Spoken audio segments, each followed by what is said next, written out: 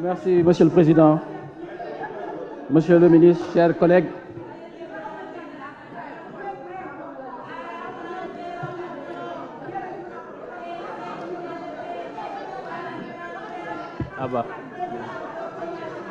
Merci, Monsieur le Président, chers collègues. Monsieur le ministre, nous étions ici l'année dernière pour discuter du budget. On avait arrêté une croissance à 10,1. Aujourd'hui, la croissance, elle est de 4,2. La croissance, elle est là, certes, mais je la qualifierais de croissance décroissante, puisqu'elle est assise sur le lit des difficultés des Sénégalais. Aujourd'hui, tout le monde sait que les Sénégalais sont dans la difficulté. Le coût de la vie est cher et on demande encore d'enlever les subventions. Et tous les Sénégalais souffrent encore du prix de l'électricité. Vous comparez 2012 à maintenant. Quand on a commencé 2012, le gouvernement du président Abdoul Mbaye avait commencé par la baisse des prix des denrées de première nécessité, la baisse de la fiscalité sur les salaires, la baisse des loyers.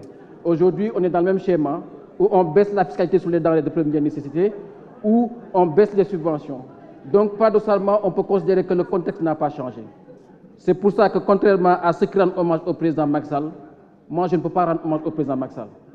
Moi, je vais rendre hommage à tous les pères de famille et à tous les mères de famille qui se battent au quotidien pour leurs enfants. Nous sommes la génération ajustement structurel, monsieur le ministre. Nous sommes cette génération qui était là quand il y a eu la dévaluation du franc CFA. Nous avons vu nos parents se battre contre ce choc-là. Nous étions encore des élèves ici au lycée Lamine Gueye où on se battait pour avoir un P7, un P8 ou un P9. À l'époque, c'était la SODAC et c'est difficile. À chaque fois que c'est difficile dans ce pays, ce sont les Sénégalais et les Sénégalaises qui souffrent et qui se battent. Donc s'il y a quelqu'un à qui on doit rendre hommage ici, ce n'est pas un homme, ce n'est pas une femme, c'est à tous les pères de famille et à tous les mères de famille. Et il est important qu'on se batte contre quelque chose dans ce pays-là. Aujourd'hui, il y a un virus dans ce pays, c'est le virus de l'impuissance politique. La conviction que les Sénégalais et les Sénégalaises ont, que l'État ne peut pas changer leur vécu. L'État ne peut pas changer leur quotidien. Et c'est ce qui pousse leurs enfants à croire qu'ils n'ont ni présent ni avenir dans ce pays-là.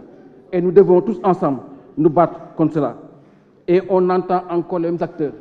La FMI qui vient nous dire des choses qui peuvent s'accepter mais qui ne s'entendent pas. Qui nous disent, vous n'êtes pas endettés, vous n'êtes pas surendettés, mais vous n'avez plus de marge de manœuvre. Par conséquent, il faut baisser les subventions. Par conséquent, il faut prévoir des crises concernant le développement durable. Ce qu'ils oublient de nous dire, c'est que nous ne sommes pas les plus grands pollueurs. Et qu'est-ce qu'on fait par rapport à cela? Monsieur le ministre, on nous demande de voter un budget qui baisse les subventions sur l'électricité.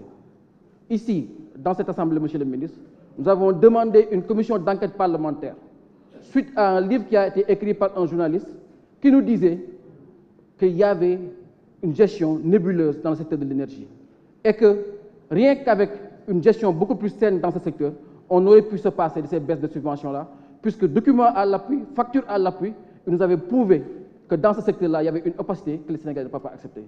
Nous ne pouvons pas prendre la responsabilité de voter un budget qui baisse les subventions, c'est-à-dire qui va faire souffrir les Sénégalais, alors qu'avec plus de transparence dans le secteur, nous aurons pu continuer à garder ces subventions-là. Nous vous demandons, monsieur le ministre, de travailler à ce qu'il y ait une transparence dans le secteur de l'énergie et que dans les approvisionnements de fuel, de charbon et autres, que les Sénégalais puissent savoir effectivement nous achetons au prix coûtant et dans l'intérêt des Sénégalais. Monsieur le ministre, nous entrons dans un autre domaine qui est le domaine de la souveraineté et qui est important pour nous. C'est pour ça que je vous l'ai dit en commission, moi je ne suis pas pour la séparation de ce ministère-là. Et Inch'Allah, lorsque l'homme d'État, Khalifa Ababacar Sall, sera à la tête de ce pays, et l'opposition dans son ensemble, nous allons recréer le ministère de l'économie et des finances. Parce qu'on ne peut pas nous demander d'analyser des comptes publics en les déconnectant de l'économie. Nos finances sont notre économie. Et par cohérence, nous allons reconstruire ce grand ministère, mais qui sera centré autour d'un principe impérieux qui est celui de la souveraineté. Et qui dit souveraineté budgétaire. C'est pour ça que, monsieur le ministre, nous avons des doutes et je vous demande de nous confirmer ces chiffres que vous nous présentez sur la hausse des recettes.